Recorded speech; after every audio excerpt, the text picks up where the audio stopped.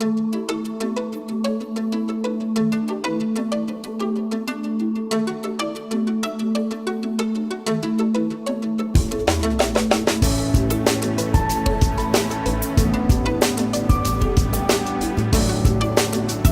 of Northglenn, Channel 8, keeping you informed of events in your community.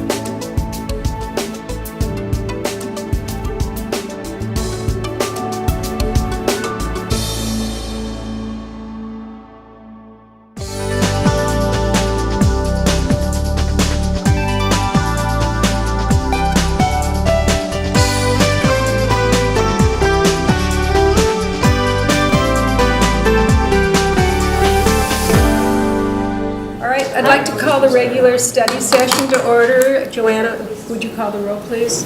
Mayor Downing. Here. Mayor Pro Tem Dodge. Here. Councilmember Snetziger. Councilmember Mollica. Here. Councilmember Cyrus will be absent. Councilmember Joe Brown will be absent. Councilmember Becky Brown will be absent. Councilmember Whitman. Here. Councilmember Escobar. Here. Thank you.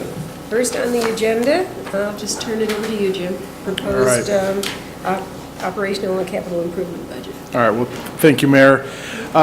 If you recall, we've moved this up a couple months earlier than typical, and so Jason and I are going to walk through the annual budget for 2018 tonight, and you'll see you'll have plenty more opportunities to discuss this in more detail with us. I know we're missing some folks tonight, so we're going to have the departments come back in 2 weeks and walk through their department key initiatives and things that we're going to be just briefly touching on tonight. So we can obviously take some questions tonight, or you can dive into some more detailed questions with the staff in 2 weeks. But every department's represented here tonight as well. So I've got a few things I want to cover first, and then I'll kick it over to Jason for the finance part of it, the actual numbers. So. Again, the thing we want to talk about tonight, I just want to outline my budget philosophy, just kind of remind you of the things that I try to balance as we look at this every year. Going to talk briefly about the 2018 work plan, and we have about 30 projects or so. Some of those are carryovers from 2017, but they are all aligned with our budget requests that we're submitting tonight. And then Jason will walk through again the proposed actual operating budget as well as the CIP at a very high level, and then we'll take any final questions. So again, the budget philosophy that I follow looks at these 5 areas, and these are all priorities that I try to weight equally in the annual budget. And so you can see those are a lot of competing demands that we look at. These are not in any kind of rank order. I treat all of them equally. And as you'll see, it was quite a challenge this year, but I think we've balanced them pretty well, at least in what we're proposing to date. These are, again, just your goals and priorities. These are from the comprehensive plan. We also talked about these briefly at the winter retreat, and we're not proposing any changes to these goals at this point. Maybe at some future council might want to take a look at those, but we're adhering to these with all of the work plan that we've put together for next year. Not going to spend a lot of time on orienting you to the work plan. We don't have the final copy here tonight anyway, but this is the exact same format that we followed last year. Again, we align them with the City Council and Comprehensive Plan goals. We've got detailed objectives about each of the program areas that we're looking at, and then all of the goals that we've identified in there are truly SMART goals. So they've got a budget with them, they're time bound, we've got a specific date when we're going to get them completed.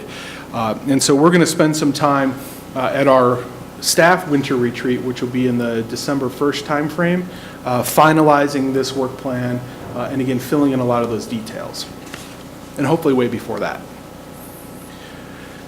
So I mentioned we have 30 projects or operational initiatives. We divided these into 7 program areas. Just hearkening back to last year or 2017, we had about 45 projects, and I think we had 9 different program areas. So I just want to mention these briefly and how we've organized this. The first 2, these are from the 2014 strategic plan. So again, on the wall over here, we had 4 or 5 projects that are still in the process of being completed, so they're going to be carrying over into 2018. Major public facilities is another area, but you'll see we're doing much more than 4 capital projects. The CIP will be tracked separately. These are really just the big ones that I'm going to mention, of course, the Justice Center and things like that. Operational initiatives and government policy, those are really across multiple departments. And so almost every department touches one or more of those items in those 2 areas. Last year, we divided up economic development and urban renewal into 2 separate program areas, and there's just so much crossover between those 2, namely things like the marketplace, Huron Center, that we've just included as one program right now. It makes sense to do that, so we've labeled it both. And then a couple long-range planning items, which I'll touch on at the end here too. So to give you some highlights of each of these items, again, community vitalization, this is from the 2014 strategic plan. The stationary master plan has been adopted, and really the implementation part of it is more on the private sector. So one of the things that we're going to be finishing up, though, is the local match public improvements for the 112th Avenue station. Those will be a 2018, maybe spill into 2019 project, but that we think will be essentially everything we can do to get this goal accomplished. The zoning code rewrite phase 2, you had an update on that at one of your recent meetings here. Scheduled completion for that is late 2018, but we'll be coming back continuously over the next 9, 12, 15 months, getting final approval on those modules. The citywide streetscape improvement program, as you know, we're going through the Connect North Glen right now, the bike ped mobility study, and we really think that once that gets completed, we'll need some new policy direction and probably identify some funding if we want to do a streetscape improvement program. And you'll see also we have a complete streets ordinance that is really tied into that as well as the corridor plan, which was never formally adopted. It all plays together with some of those implementation strategies that we're going to be getting out of the bike ped master plan. Enhancing community image.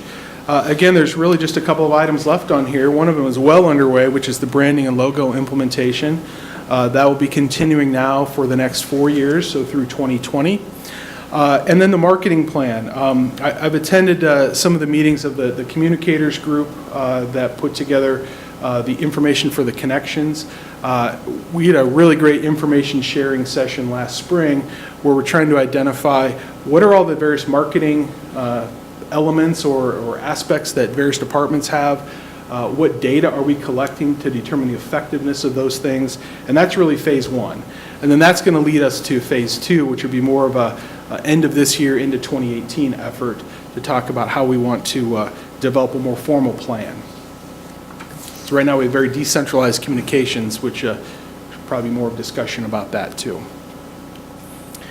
Major public facilities, again, these are the 4 big ones right now. The Justice Center, construction is planned to be completed by Q4 of 2018, if not sooner. The Ralston House, we're very close to having an updated engineer's opinion of probable cost, and we'll be amending the IGA, and then hopefully starting construction as soon as the end of this year, but definitely by the spring. The City Hall space assessment. If you recall, this is the second phase of that. The first phase was to figure out how the Justice Center spacing needs were going to be from police department. You did approve a contract with SEH, and so we'll be kicking that project off in January to do that effort. And then the Civic Center Master Plan implementation. Again, we're going to be talking about that in our second item tonight, the community engagement for the rec center. And all of these items that are listed here, which would be the design of the infrastructure and the building, as well as the outreach for a potential public-private partnership in 2018. There will be no construction planned to commence in 2018. We've got to do a lot of design first. The next one is actually going to get started this year under an operational initiative, which is a citizen relation or customer relations management system. The CitizenServe software that we use for our code enforcement folks, we're going to be phasing that out by the end of the year, so we're going to get this implemented for them by the end of this year and then get it rolled out citywide by next year. And kudos to Bob and Tom Carlson who've been working on that. The cost of this is about what we were paying for CitizenServe for just one division to use it. So we think it's very cost effective. It's something we can roll out and will tie in really nicely with our new website. Comcast implementation, again, hardware is being purchased this year, and then we're going to be working on additional content development next year, not only for Channel 8, but the web as well. Neighborhood Services Community Engagement Program. This is not necessarily limited to neighborhood services, but they're going to play an integral role in it. Really looking at, we've got a collection of projects and ideas out there how we can better engage the community, and we're going to be putting that together early next year, and then again coming back to you and talking about what your priorities might be, various programs that we could be implementing. And then very important, it's right around the corner, believe it or not, is the 50th anniversary celebration. And so we've got that on our 2018 work plan so that on January 1st we're ready to go and get the buzz and the excitement about the city being 50 years old. A couple more here. I'm going to hit these last two just concurrently. Both of these are really related to setting a bunch of initiatives regarding healthy eating and active living, as well as a sustainability program. And so we're going to need to have more discussion with you next year about priorities again for those once we identify a lot of those initiatives. Organizational development program. I just want to talk just generally what I'm thinking in that regard. It's really internal focused, looking at our organization, and there's several things we want to talk about as a leadership team. Compensation philosophy. We've heard things about pay for performance or general performance management that we want to be looking at. Of course, looking at the benefits every year is an annual exercise related to the organization, but there may be better ways of doing things. I know there's a lot of self-funding talk going around right now, and so we may be looking at some of that. General succession planning for all levels of the organization. We've got a lot of people that are probably approaching retirement at some point. We want to make sure we're planning accordingly and training up those replacements, if you will, to do some of the tasks around here. Big thing that we're going to be looking at too in December for our staff leadership retreat is the development of a vision and a mission statement and some values for the organization. We really don't have those right now. We have a lot of good values that we adhere to, but they're not maybe written down or things that we can recite off, if you will. And so we're going to be putting some effort into that starting at the end of this year. And then just general identifying any issues in the operations of the various departments that affect levels of service. Do we have the appropriate level of service? Do we have the budget that matches the services that you want to provide to the community? So it's an overarching concept of organizational development, but all those things kind of fit under that. Economic development, none of these I don't think should be new except maybe one of these. So we have the marketplace. Again, efforts are underway now, and we're going to continue that through 2018 as the new owner takes over, hopefully this year. Huron Center redevelopment. Hope you all received an invitation. We're looking at August 24th for a groundbreaking event out there, and that will continue then the development of that site into 2018. The Industrial Park Wayfinding Program. This is listed here as a big initiative, but it's really cost neutral.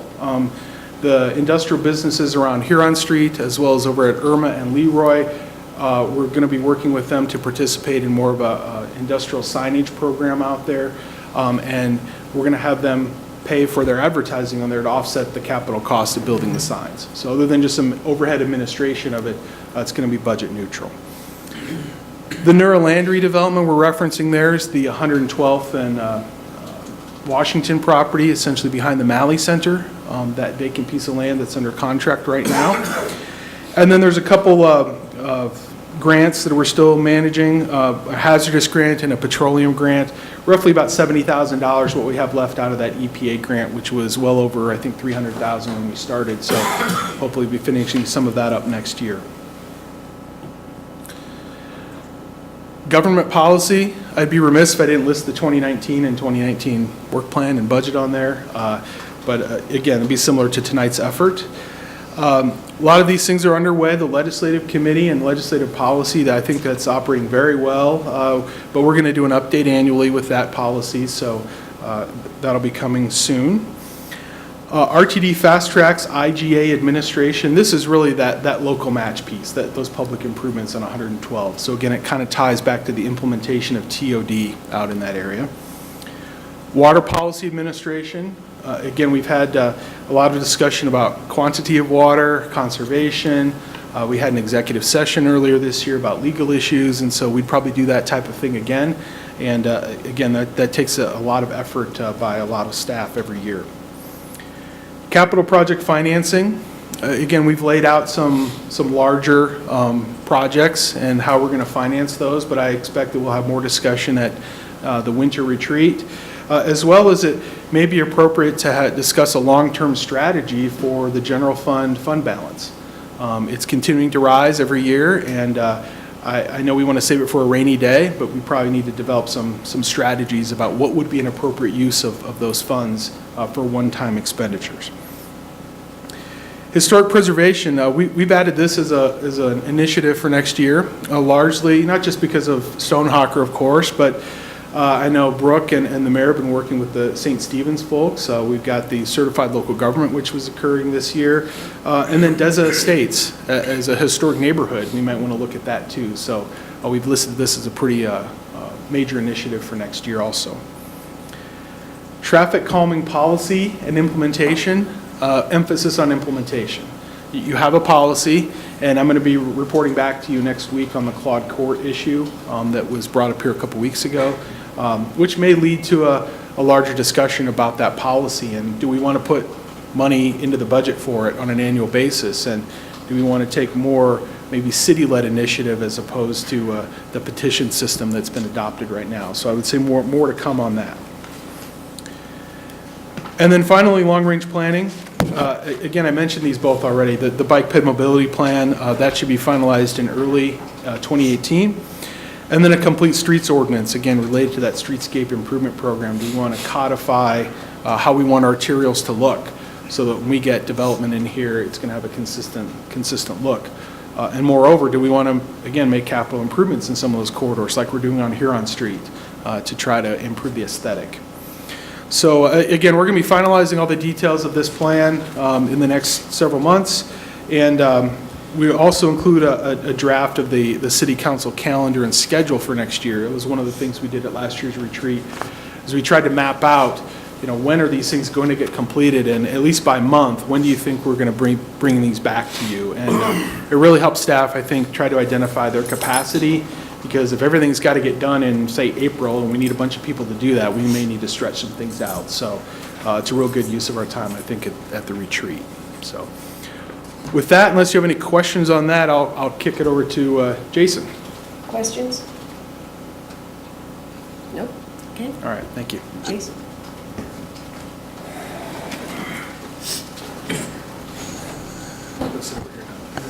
Oh, okay. Bye. Bye.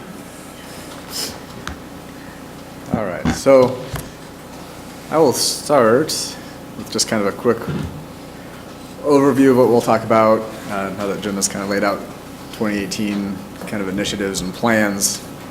We'll take a look at revenue projections, look at our key revenue sources, talk about proposed rate increases, go over major expenditures, which would include personnel and capital, and then touch briefly on package requests and kind of some other things that kind of filter into the budget, which will make a little bit more sense as we go along here. Thank you for all having your binders here. These will be important for the next few weeks. We kind of have it subdivided in different categories, and as we go through the process over the next couple of months, we'll be touching on each little section. So first, I just want to touch on city revenues. Proposed budget for 2018 is $50.9 million. As you can see, taxes make up $27.9 million of that, or 55% of the city's revenues, and then user charges and fees make up $17 million, and that's 33% of the overall budget. So we'll focus most of our revenue conversations on those two areas and get into a little bit more detail in each of those.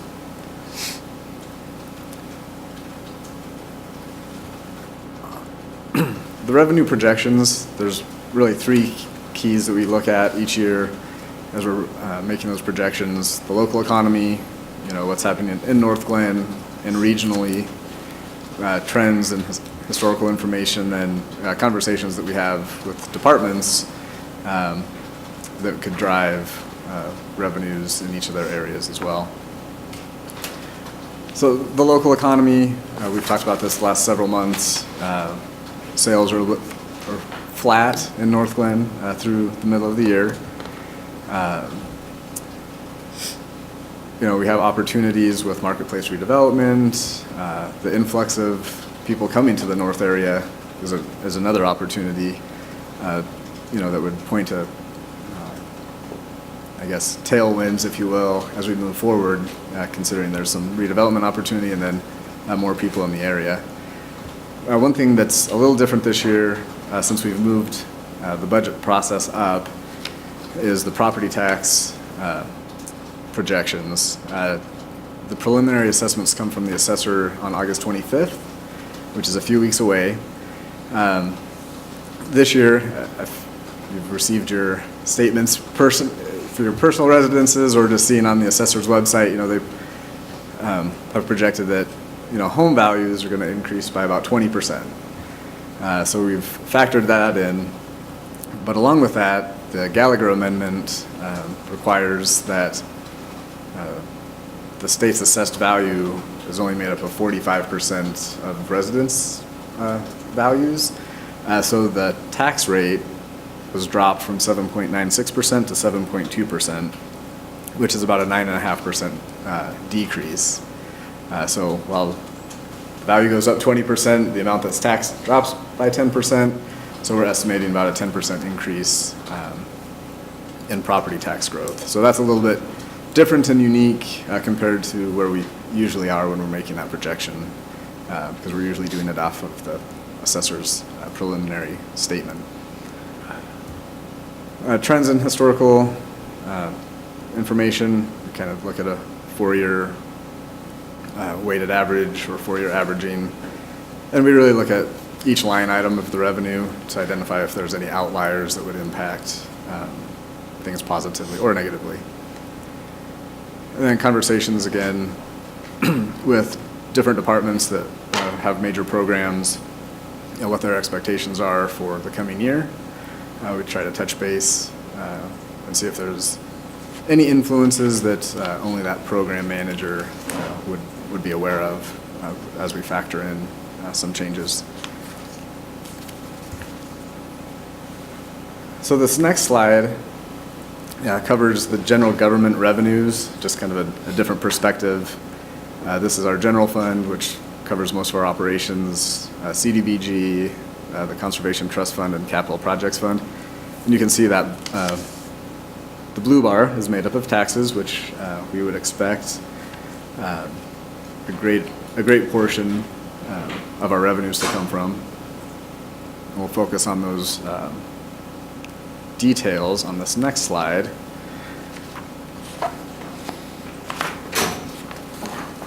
So the next slide's a little bit challenging, but the big bar, the pink bars, I guess, is sales tax. The darker purple bar is property tax, and then we go down to use tax and the food sales tax. So when we talk about revenues, we have a lot of focus on sales tax, and I just wanted to give a visual of why that is such a strong focus. It makes up 55% of the revenues, and then sales tax makes up such a large portion within that number. Again, through June, sales tax is flat compared to the prior year. We're projecting a 1% increase throughout the rest of the year, and then forecasting slightly below inflation for 2018. Those projections are 2.5% to 3%. So sales tax in the proposed budget is estimated as a 2.5% increase over 2017's forecast.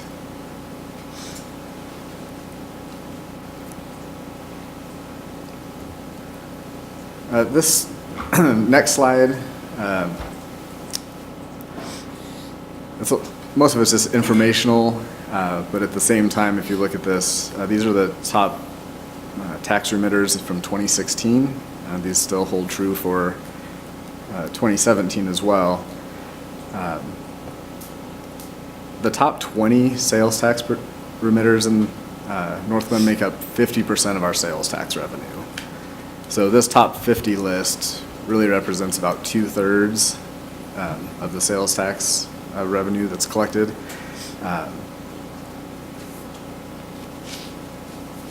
So this is an important list, I guess. Oh, Kyle. Jason, thank you. Sorry to interrupt. Is that normal for a city to have, I guess even our size, the top 20 businesses or entities making up half of our tax revenue? Seems kind of risky to me, is why I ask.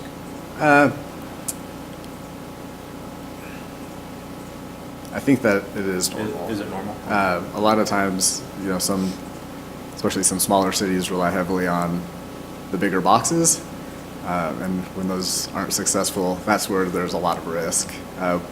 From the list, although there is, 20 to 50 that make up such a majority, we're pretty diversified in the sales tax revenues that we have. So that's definitely a positive for Northland. Okay, thank you.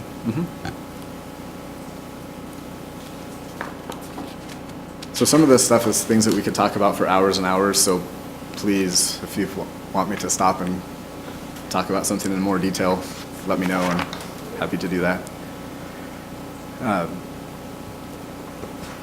So our next largest kind of area of revenues are our water and sewer and our utility rates.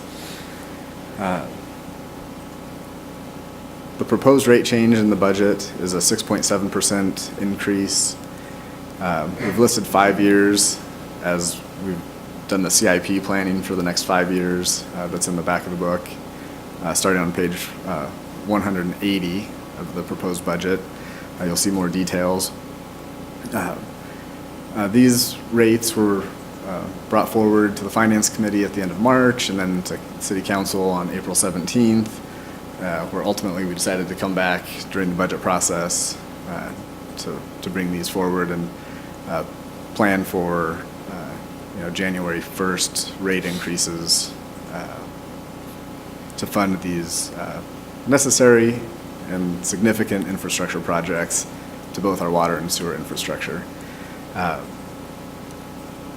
We're not going to, well, we can talk about them. We're not going to talk about them in detail tonight. Right now, we can get into the capital projects, and then when we do our departmental budgets, we'll have more information. But on page 180, the water and wastewater 5-year CIP is listed. Behind there's all the detail sheets explaining what the projects are. And again, we'll touch on those a little bit later. You'll see in the middle of that slide, the impact for a typical user, 6.7% change, roughly $3.28 per month, depending on usage. This again shows in 2017 where our water and sewer rates line up compared to the region. You'll see North Glen listed there in orange. And then over the next several years, on the next slide, we've done a study to evaluate the impacts of our rate increases and then reached out to the other communities to identify what their plans are as well. And so you'll see where in the next 4 to 5 years we would fall when we did our benchmarking exercise on 15,000 gallons per month. Any questions about the proposed? Just real quick, Right. when you say, when you go back to the only 328 for typical users, so you're showing us a graph for 15,000 gallon usage. What are you basing, because those numbers aren't adding up to me when I look at them. What's the average usage then in number of gallons? So on the slide, this slide, I think that's based off of 5,000 gallons. So that's your typical November through March usage. And then the benchmarking we did, that we're showing, we have it for any number of gallons that we want. We did it based off of 15,000, which is more typical of summer usage. So But the math should be the same of a 6.7% increase based on whatever your usage is. So if you're at 5,000 gallons here, so essentially during the summer months, it'll be probably closer to a $10 increase is what you're saying? Yes. With the increased usage during the summer Yeah. months? Okay, Yep. thank you.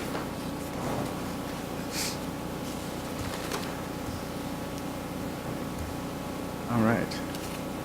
So,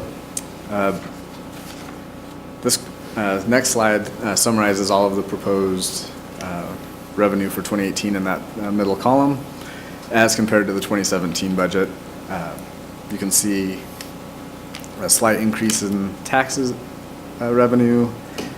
The intergovernmental line item looks short. We budget for grants in that line item.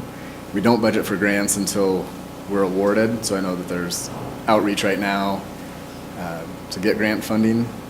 So if that comes to council for approval of the grant awards, and so that line always looks a little short from one year to the next on the proposed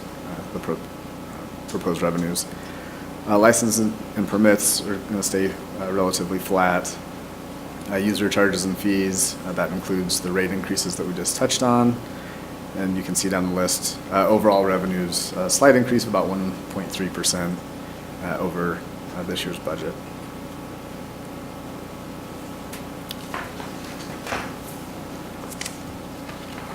We'll go through each fund, basically the same layout. It's just the revenues broken out by fund. Remembering that the general fund, supports the ongoing operations of the city for, some of the public works efforts, like such as streets, police, kind of our administrative groups, parks and recreation. You'll see a small increase in revenue there of 1.9% in the general fund that's been budgeted. The Conservation Trust Fund, again, that's lottery proceeds and our proportional share. These are restricted for parks and recreation uses. Part of the increase in the budget of being 18% was 2016 came in quite a bit higher than we had projected 2017 to be, so we're kind of making up for that on budgetary terms, bumping that up to $436,000 in the Conservation Trust. The Capital Projects Fund, we'll see taxes relatively flat. Intergovernmental revenue, again, is impacted by, 2017 to 2018 is impacted by the TIP grant funds for the 112th. There's $730,000 of that money in 2017 that's been budgeted. There's a transfer from the general fund of $1.7 million to help fund large capital projects. And you can see the restricted revenues that are included there for the only can be spent on capital projects due to their restrictions.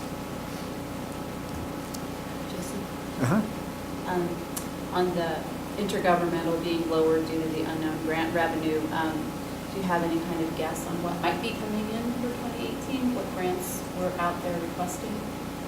I know that there's requests being made for Northwest Open Space, and I don't know the total of what's being requested at this time, or if that has been out. But I know that that's a multi-phased project that does have some pretty significant grant funds being requested, as well as the Justice Center West Park, or whatever it is that we're calling that piece of property. So, Yeah, the Northwest Open Space, it's a combination of Adams County as well as we're going to try for some GoCo money, and it's about 1.3 million total that we'd be trying to get.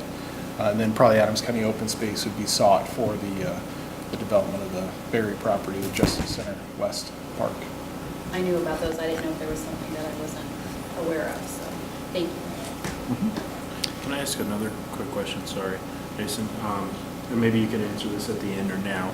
But I know some of our some of our taxes come from based on our population, and I'm not sure if the lottery works that way or not, if it's based on your population or not. But with that being said, and with the census coming up here in the next couple of years, and it being in limbo on if the census is even going to happen, are you guys looking at what that might mean for Northland if our census data is not updated in 2020? No. Currently not. Is that on the radar at all, or have you guys, I mean? You know, as we saw on the revenue kind of pie chart, it's not that those things are ignored at all, but I think we're more reactive to, you know, if that you know, if the census happens and kind of what the impact would be at that time, rather than, I guess, making any assumptions about what may or may not happen with that. I would be curious to see, trying to be a little more proactive on something like that and just kind of trying to plan for the city a little bit, you know, because if that doesn't happen, I would imagine that's going to have an impact on us, because I know gas tax works that way as well, I believe, and, you know, so, and from what I'm reading, obviously, I don't know for sure, but that is in limbo, so. Okay. It's a good point, because I think, you know, especially when you're talking about lottery funds and, you know, things like that, the state will have to figure something out. We have a state demographer, and obviously we have Dr. Cog that does their projection, but that's just for the region. So it's probably something the state demographer would have to work with them on it. Thank you. Let's see. So the Water and Wastewater Fund, taxes that we've talked about, the food tax and the 0.5% that's restricted that go for water acquisition, and then debt service payments. The proposed 6.7% increase to user fees is included. And then you'll see other revenue, which is basically investment earnings. As we deplete cash in the last 2 years for the wastewater project, obviously the less cash we have invested, and we'll see a change in that revenue as we move forward. And then on the Stormwater Fund, no proposed increases or changes to the $2 a month residential charge or the $20 per acre on commercial properties. This revenue and money is used for drainage improvements throughout the city. And then sanitation, no proposed change to the user charges. And again, that's to operate our trash and recycling programs.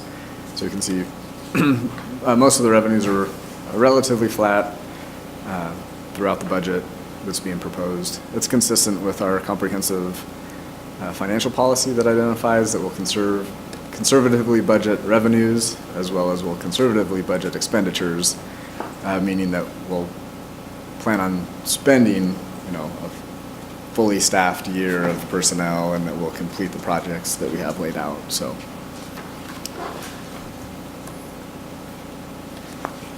that's just a summary.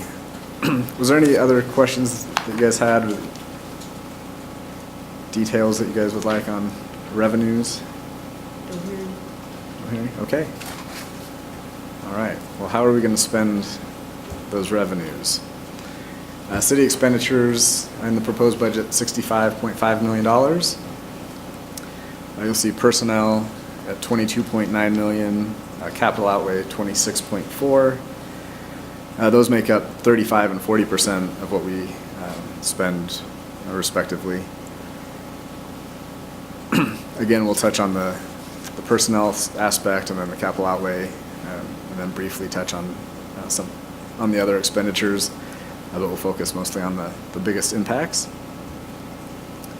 This is just another way to look at our expenditures from the pie chart, kind of in a graph that shows by department spending. You can see public works gets hit with a lot of the infrastructure large projects, so $34 million for public works. You can see the list there. So when we start budgeting for expenditures and planning, we talk about the baseline. And so just wanted to briefly describe that as, you know, if there's a department out there that has $100 budgeted for operations.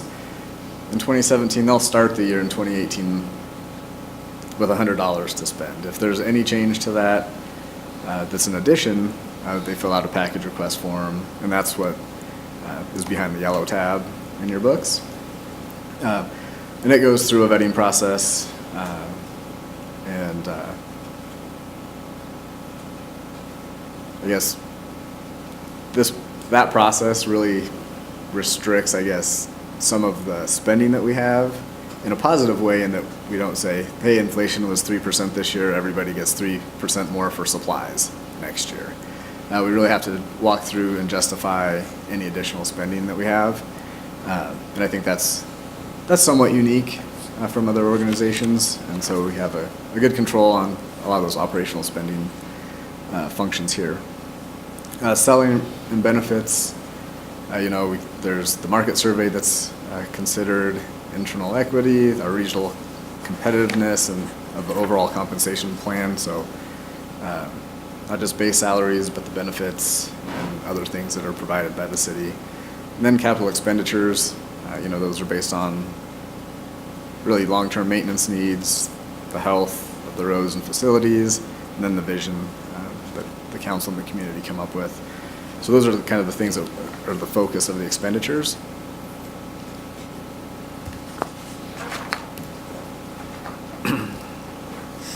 So this again is a summary on the expenditure side of what we have proposed in the 2018 budget. Again, there's some one-time expenditures for capital outlay that really kind of skew that bottom line number. So I have a note, if we exclude the capital outlay expenditures, the proposed budget for 2018 is expected to increase by 4.67%. Personnel by slightly over 3%, and so on down the line. On the personnel side of things, we'll touch on 3.15 full-time equivalents have been included in the proposed budget. The first is a community services coordinator paid out of the general fund. Those are the weekend community service efforts that those programs need to be amped up. We'll talk about more in our department presentations in a couple of weeks. And then utility plant operators out at the sewer plant, and then sanitation worker, and those are paid out of the utility fund. So minimal increases on the full-time basis. Market increases in the proposed budget were capped at 2%. That totals about $300,000 across the city.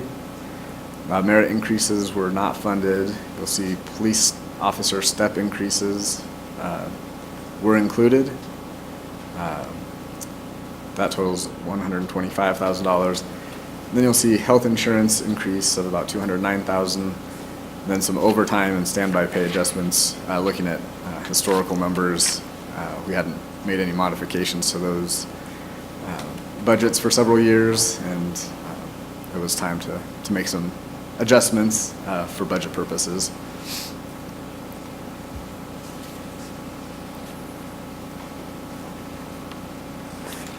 This slide just shows the last 10-year history and then what's proposed in 2018 as far as city staffing levels.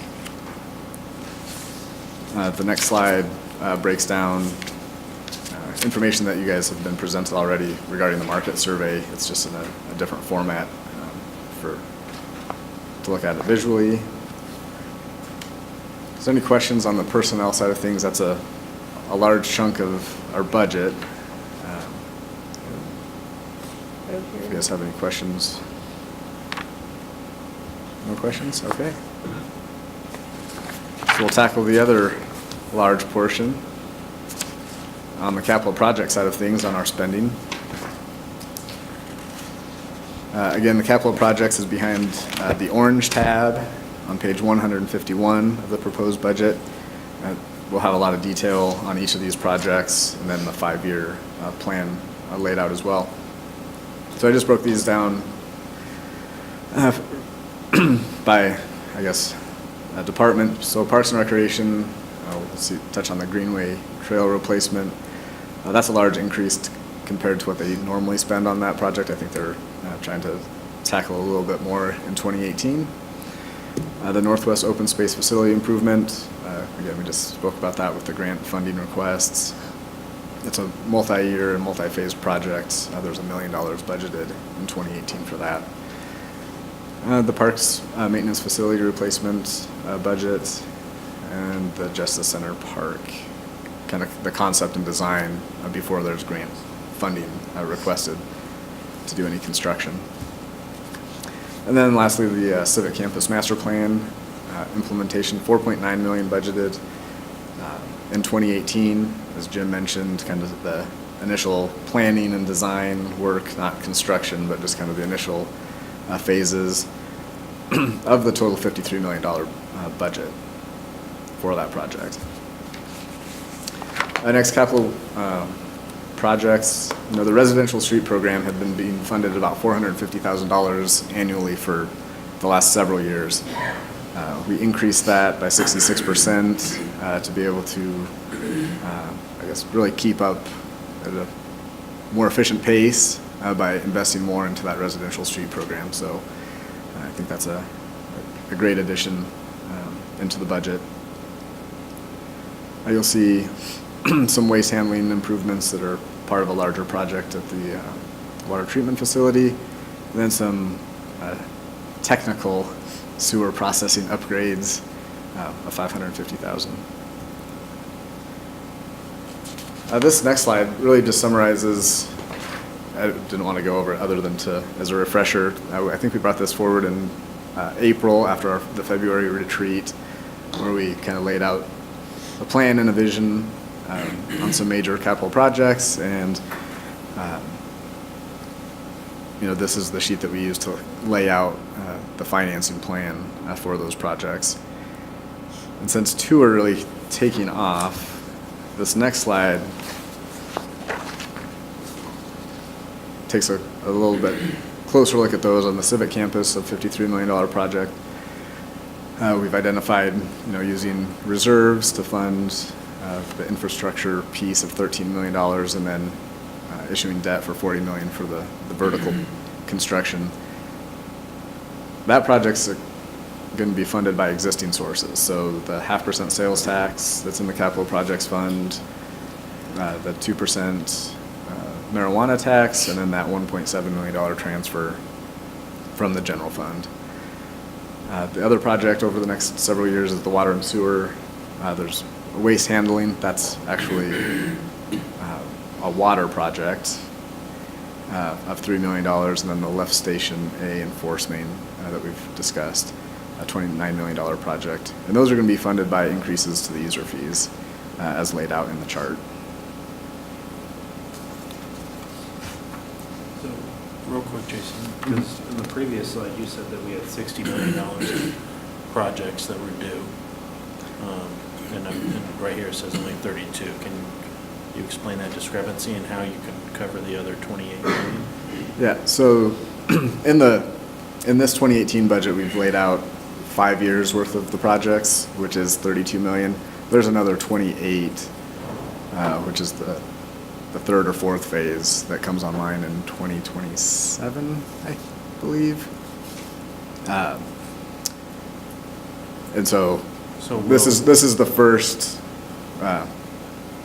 phase of that, kind of the next two phases, I guess. This is the first piece that's proposed in the 2018 budget. Those future phases, when we talk about the rate study from April, those include increases to rates 2022 and beyond to get to a point to fund those projects. So will these rate increases that are being proposed here, will we have to see another drastic rate increase to cover that additional 28 million, 5 years after the end of those rate increases? Or will these rate increases, granted you have to account for inflation and stuff, but will these rate increases be able to cover the cost of those increases? Does that make sense what I'm trying to ask? It does. So these rate increases are intended to cover this first phase. Okay. There'll be more increases as we go on. I've got the study here, let me grab that real quick.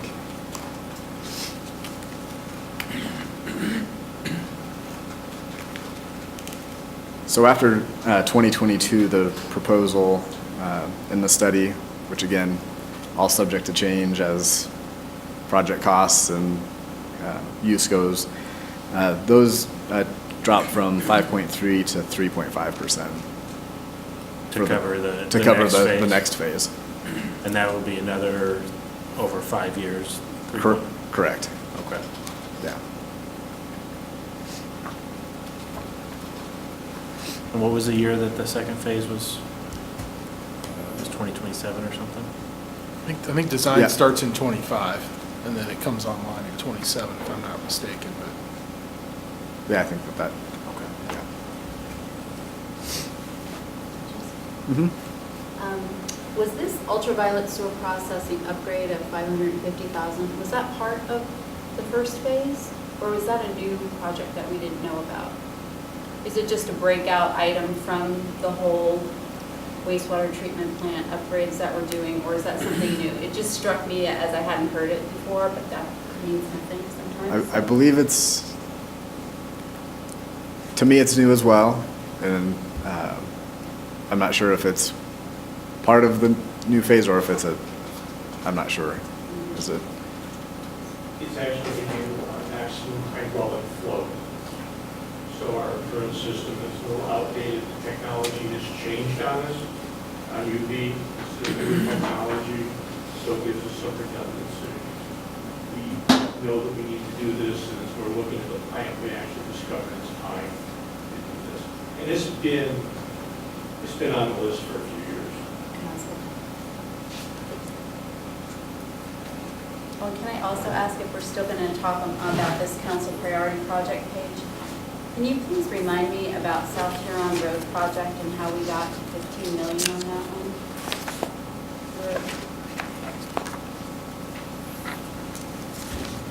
one? Let me take a shot at. So I think what we were trying to do is identify if we can get the 4 mills renewed with this year's election before it expires in 19, that this would be the annual revenue that we could expect from that source. And so when we were looking at, well, how much then could we bond for? We would bond essentially 25 million.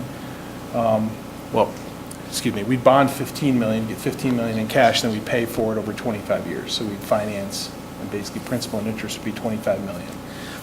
We've not dedicated that to a specific project yet, because we've identified that Huron Street might need 15 million, but 120th Avenue might need 15 million. We only have one 15 million to go around. So we really haven't programmed it for a use yet. It was really more just identifying what's the source and how would we leverage that.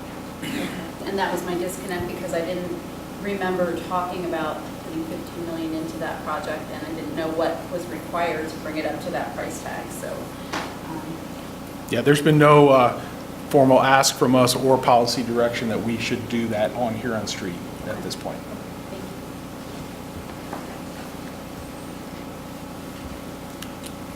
you. Anything else on capital?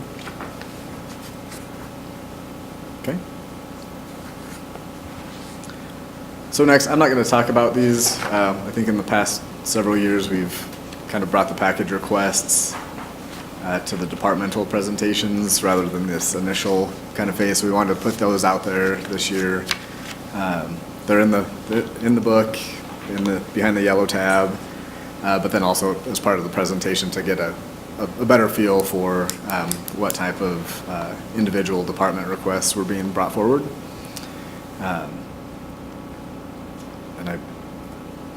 If you guys have any questions, we can touch on them a little bit, or we can wait until the 21st, but if you guys have something Questions? more immediate, we can tackle those. Okay. And then lastly, other major expenditures that we need to address in the budget. Property insurance was estimated at a 3% increase. That was part of a package request. Again, something that needs to be considered, but $9,000 citywide. You'll see two decreases, utilities and motor vehicle fuel.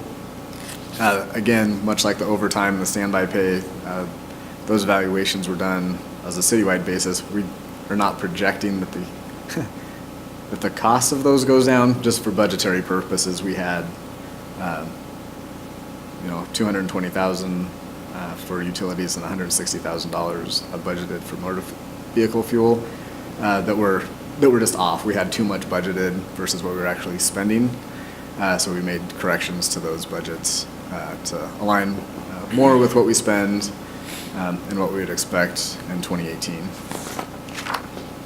And then also the volume of work, the Safe Built contract with outsourcing the building department, that increased. Again, that was something that we've budgeted on the revenue side and not exactly on the expenditure side, as some of the work has picked up in the building department over the last several years, so we made a correction to that as well. It seems like 97% is a hefty increase, though. It is an increase, and the revenue has been an increase to an equally weighted share, so it's an increase to the spending, but the impact to the budget because the associated revenues offset that expenditure, so. This might be more for Jim. Jim, I'm wondering if we can sometime in the future look at Safe Build and talk about pros and cons of using them for the past few years, what's been good about it, what's been bad about it. I've heard different things from different people, and I would just maybe like to talk about Safe Build a little bit and how they're doing for us. Yes, absolutely. I'll work with Brooke on putting something together. Yes. And just to follow that up, that was going to be something I brought up as well. I'd like to hear customer satisfaction essentially on how Safe Built's doing and the feedback that maybe the city's been getting or the departments have been getting in regards to the services that are being provided. Great.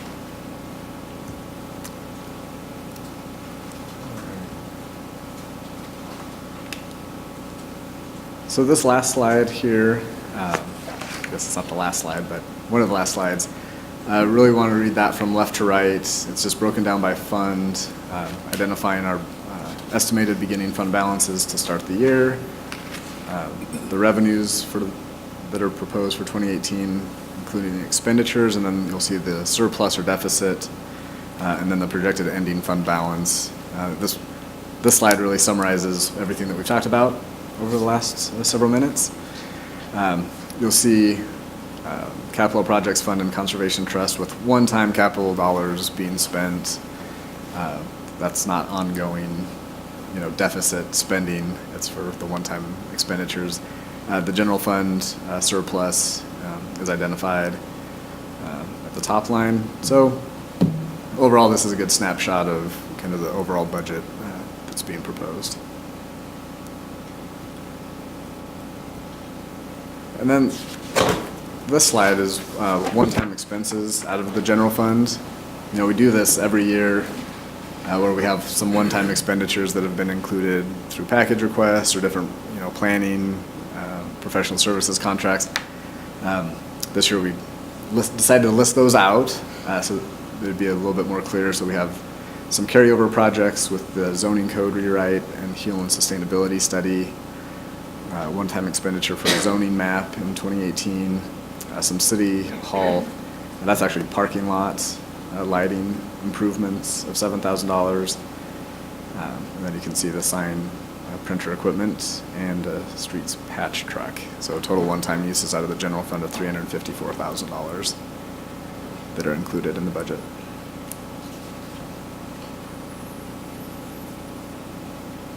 So, department presentations, we can talk about package requests, some CIP projects in a little bit more detail when those department heads are at the podium. September 18th, we kind of have as a placeholder if we need to come back to the council and have further discussions on the budget. And that can be decided August 21st, or any time in between after that if council decides, hey, let's talk about it in more detail or talk about specific topics. You know, depending on the preliminary assessed value from the assessor that comes out, there may be a need, you know, for staff to want to come back and have a discussion on the property tax revenue as well. September 25th, the public hearing is scheduled, and then October 23rd, budget adoption. So we'll have some more opportunities to discuss and kind of go through the proposed budget. But with that, I'm done unless you guys have Any more other questions questions? and want to Kyle? look at some things. One quick question for you. Back on slide 51, the utilities decrease.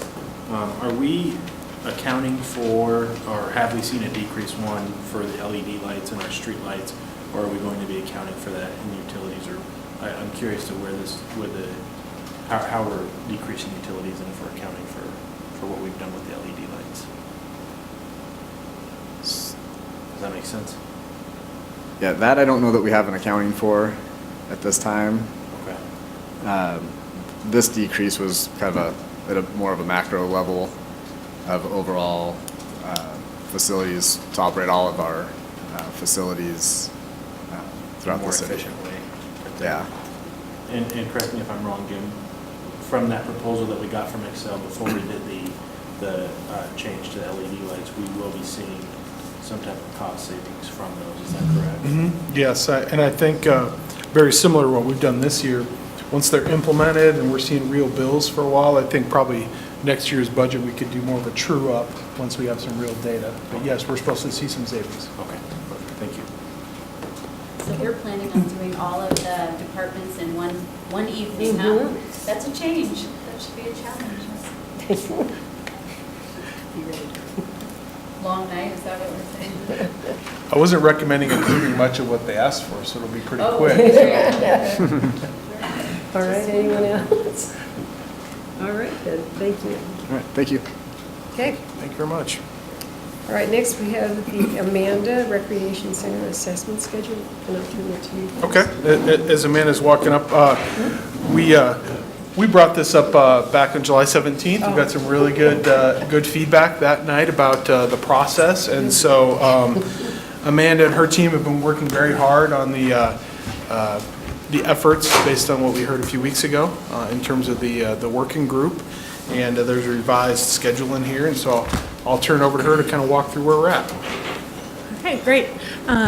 Good evening, Mayor and Council. As Jim mentioned, based on the feedback we received from all of you at the last meeting, we have looked at the project schedule as well as the project advisory group. And as outlined in the memo that you received, the project schedule was modified. Couple highlights there were to modify the public meeting schedule to include several Saturdays as well as some additional hours. The open house schedule was expanded to include a longer time frame and more staff-led feedback opportunities. And then the focus groups, which were planned previously but hadn't been included in the schedule. And I do want to note that those are individuals who are different than or in addition to the project advisory group.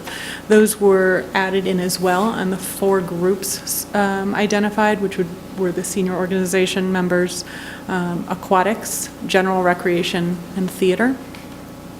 And then the schedule was pushed out to start in mid-September to allow for additional time to promote the project advisory group and educate people about what public input opportunities exist, which then in turn pushed out the final project end to the end of the first quarter, so the end of March of 2018. The other major change we did was look at the project advisory group to provide more opportunities for public participation. We reached out via social media, The Connection, and National Night Out, and we've received 15 responses thus far from additional individuals who had an interest in participating. Of those, we've had some back and forth conversation. Of those, 8 have indicated that their schedule works. The remainder, we just haven't responded back to me, so they didn't say one way or the other whether the schedule worked or not.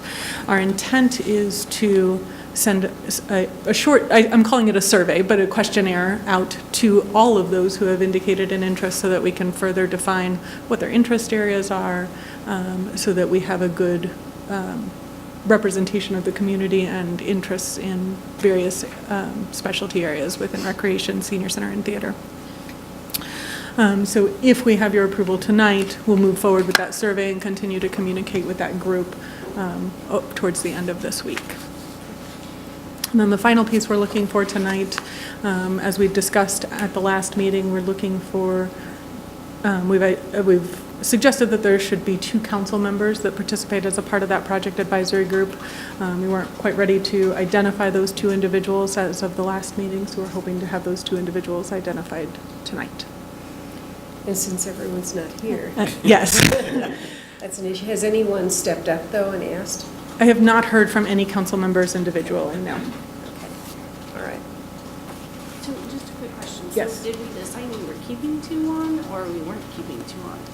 I thought we had decided we were, that you wanted to still have 2, but did not want to select them at the prior meeting because not all the council members were here, and that we would bring that back tonight. I might have heard something different, but that's fine. You know, and since we don't have all the council, maybe we send an email out to everyone saying, you know, we really need your input if you want to be on or not on the advisory committee. So that way everybody has a chance to, and then they can respond back to you early next week, and then you can, and if there's 3 instead of 2, then that's a hard decision, isn't it? It means out of a hat. Right. Well, and I'm going to circle back to what Councilmember Whitman said too. If, because I do remember the discussion, but if, I guess I don't recall exactly how we settled on it, if we were going to add council members. I knew we were going to come back and have this discussion tonight. If, you know, if you don't want to be on it, that's fine as well. We'll proceed with the group, and we're obviously going to be giving you periodic reports and so forth. But yeah, we would like to limit it to 2, because otherwise we've got to post it as a public council meeting and things like that. So we're totally open and flexible either way. And I just recall the part where we started into the conversation of would the residents and everybody give their opinion with council there, feeling like they didn't want to give that input with us around. And I felt like that's where that conversation then ended, that we weren't doing it. So I could be wrong. Maybe we should re-listen to it, but I'm also happy if folks want to participate. So Mercy's saying yes, she would like to. No, but seriously, you didn't say that. No, I didn't say that. Personally, I think if council wasn't there, it would be a different perspective of getting input without us present.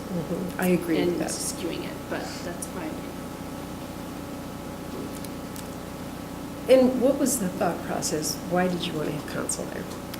I think it was trying to kind of bridge that gap, so there was some continuity between, we only have 3 or 4 formal updates. We certainly can update you, staff can update you more often than that, but we have 3 or 4 formal updates scheduled with the consultant team at key points in the project.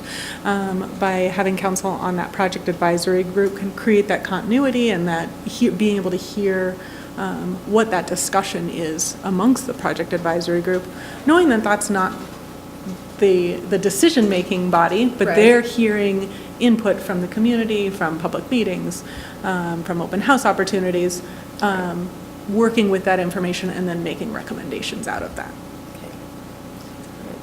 Okay. Yes, go ahead. I actually wanted to add my 2 cents.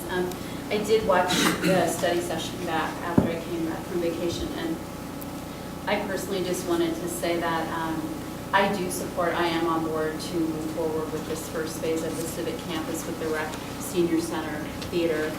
I believe that this is such an important project for the people that live here, not only updating those facilities, but making them, even better than what some facilities are now, offering things that maybe aren't being offered in other places, just having maybe one signature item that is just different from everybody else.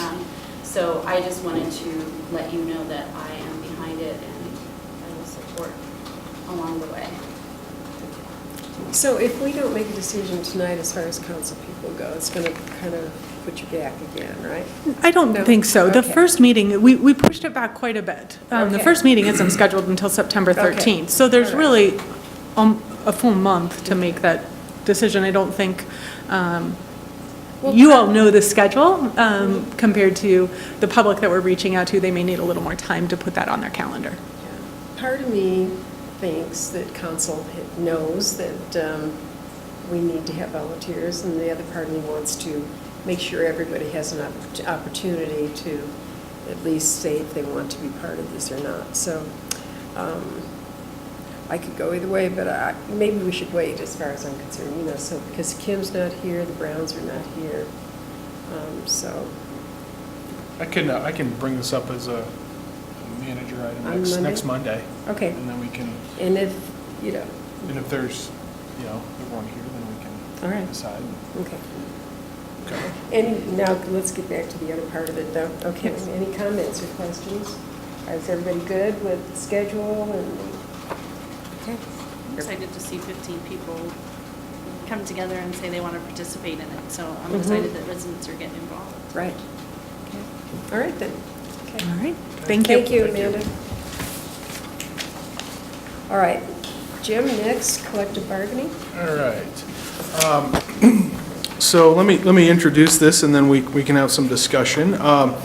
So this topic was brought up originally on June 5th amongst the council, and essentially the only question that was being asked that night was, do you want to authorize Mr. Hoffman, our city attorney, to spend more than an hour of his time on research on this issue? And because that was one of your policies that required a council affirmative direction. We're not voting at a study session, obviously.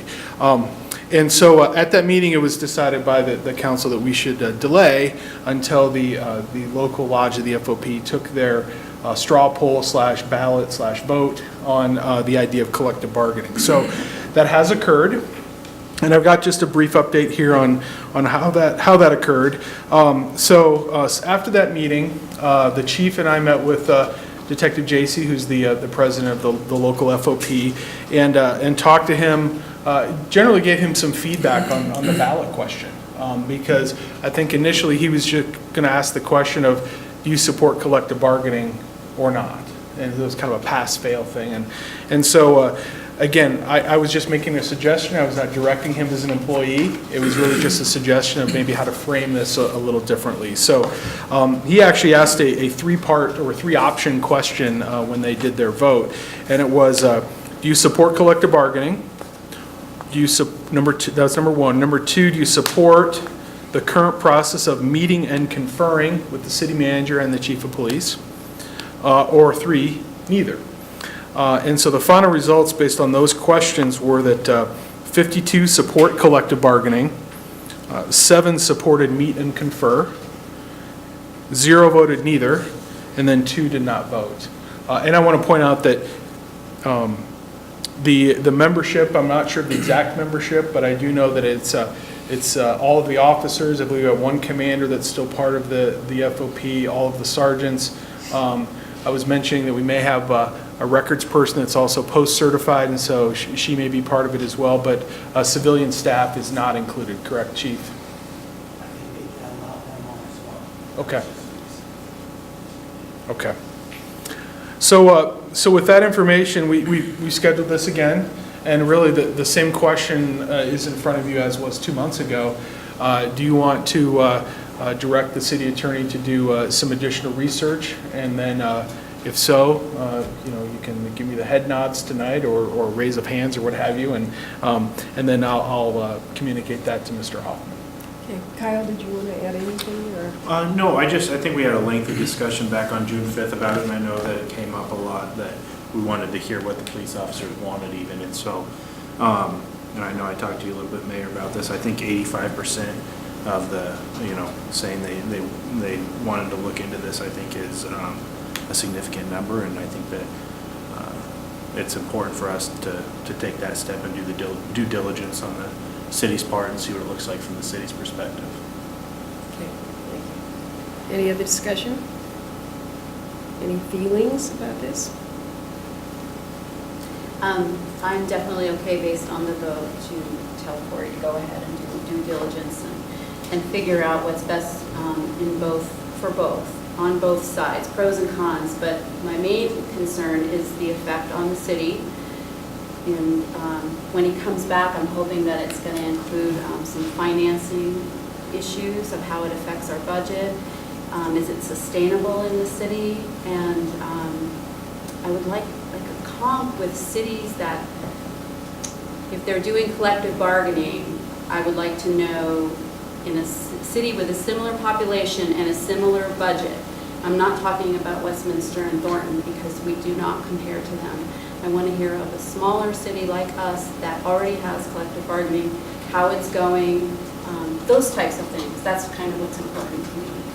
So I would hope that when he does the research, that some of that information is going to come back to us.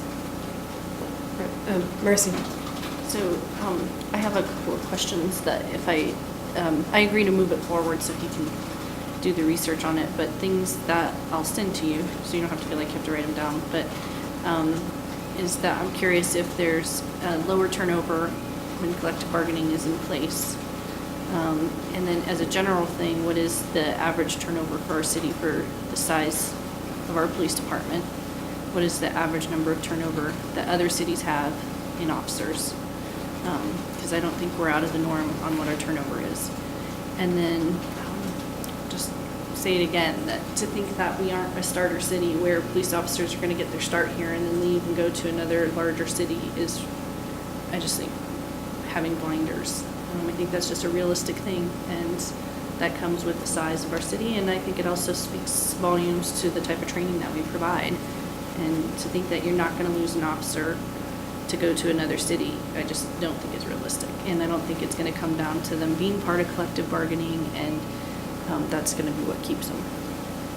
I have a couple others, but I'll email them. Okay. Do you have anything, Antonio? I'm okay with moving forward, and I'll move any more until I got more information. Okay. All right, it looks like we can move forward Okay. to get more information, and then we'll see what happens at that point. Okay. I'll communicate with Mr. Hoffman tomorrow and try to get you an ETA to, I don't know how long his research will take, but I'll try to get that to you as well. All right. Anything else? No? We are adjourned. Thank you.